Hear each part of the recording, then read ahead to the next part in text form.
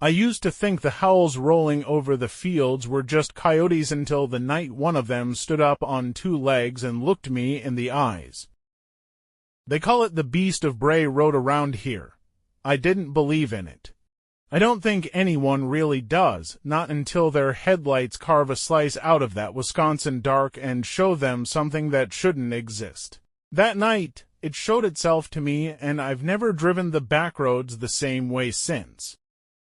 It was late, close to midnight, and the harvest dust still hung like gauze over the county. I was cutting across Bray Road to shave 10 minutes off the ride home. The radio hummed soft through a storm of static, and the world felt like it had curled up and gone to sleep. Stubbled cornfields on one side, a break of oak and maple on the other, and a ribbon of cracked blacktop running dead ahead. I was almost through the S-curve when the car dipped and the headlights flared wide over the shoulder. That's when I saw the shape. At first I thought it was a big dog on roadkill. It had the hunched, possessive set of a scavenger's shoulders bunched, head down, elbows cocked out, but the proportions weren't right. Too long in the forelimbs, too heavy in the chest. The fur, if that's what it was, lay in thick, rough sheets, matted with something darker than the night. I slowed. Stupid, I know that now. The thing froze. It didn't flinch like a deer or pivot like a coyote. It flowed, a single muscle from paw to shoulder. Then it turned its head and looked at me, amber, not yellow. A torchlight color, deep and steady, like embers banked in a wood stove. There was a thin strand of something hanging from its jaw. It let it fall. I don't remember deciding to stop. The car just coasted until the tires whispered on gravel. We stared at each other through my windshield and its veil of bug splatter. My hands found the panic flashers. Red blink. Red blink, red blink, the thing rose. Not vertical all at once, not like a man, hips first, shoulders after, vertebrae articulating as if someone was pushing it up from inside. When it leveled out, it was taller than the hood, taller than the cab, broad, built for the cold, built for the hunt. It took a step and the motion was wrong, too smooth, too silent, but the weight of it landed in my chest. I could feel its footfall in my ribs, like the sound had traveled through the road into me. I tried to shift into reverse, and my knuckles slid on the shifter.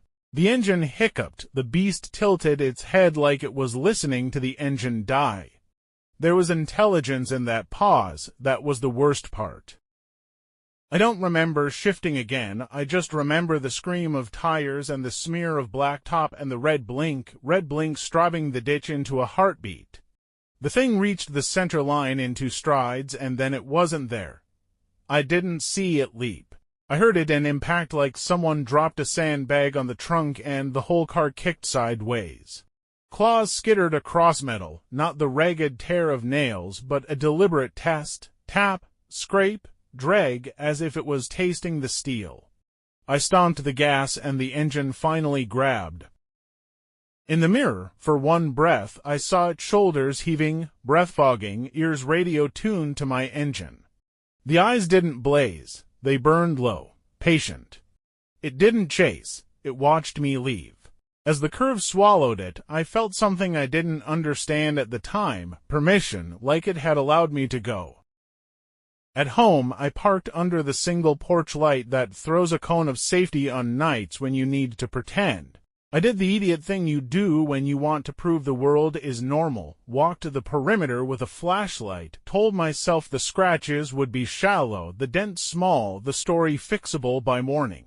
The beam found for parallel lines raked down the trunk, evenly spaced, clean through the paint into glittering steel. The spacing was wrong for any tool I owned. It wasn't vandalism, it was anatomy. I didn't sleep. The house creaked old wood lullabies, and the furnace coughed warm air that smelled like baked dust. Every sound found a shape. Every shape found teeth.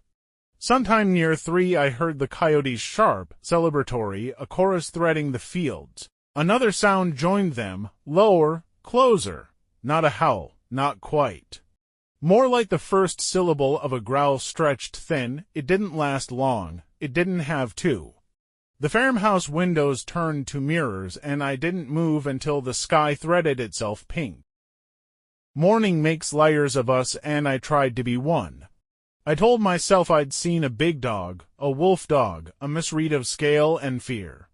But the tracks by the mailbox said otherwise, the pads wide, claws pressed like chisels, the hind print overlapping the front in a neat, predatory register. The stride length put it beyond any neighbor's shepherd. The depth said weight, the pattern said purpose. The mail itself sat inside the box, metal flag down. Whatever came, it hadn't raided for trash, it had come to the door. All day I sold normal to myself, coffee, work, a smile at a cashier who pointed at the gouges like I'd been keyed in a grocery lot. I laughed. We all did. That's what you do in daylight. You bargain your way back to ordinary. But every bargain carries interest, and the night collects. The second encounter wasn't on Bray Road. It was closer. I was bringing feed out to the shed. The sun had dropped behind the cottonwoods and left that washed-out blue where colors go to die. Halfway to the shed, the world went quiet. The kind of quiet that is texture heavy on the ears, sticky on the tongue. My breath looked wrong in the cold, like it didn't belong to me.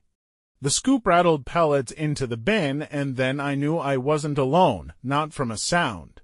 From the absence of one. The chickens didn't murmur. 100 small lives, and not one feather whispered. I turned. The fence line breaks there into a pocket of scrub before the field opens up. Something stood in that seam where property ends and open land begins. Shoulders above the fence post, ears forward, chest still. It didn't need to show its teeth. The shape of it told the story. It took one step, and the wire fence tension tight last spring gave a little chime like a struck glass. A paw rested on the top rail, claws wrapping the way a hand would.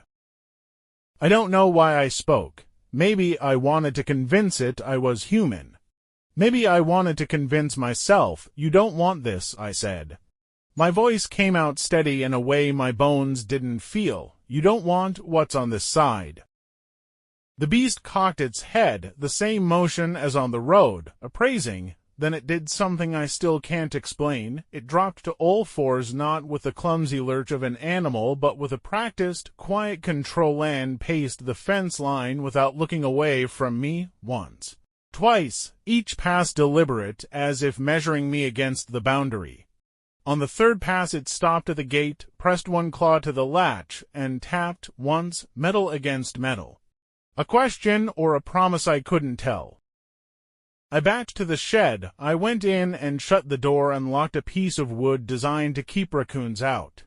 I stood with my hand on the bolt and listened to a silence so complete I could hear my heartbeat in the hollow door. When I finally stepped back outside, the fence line was empty.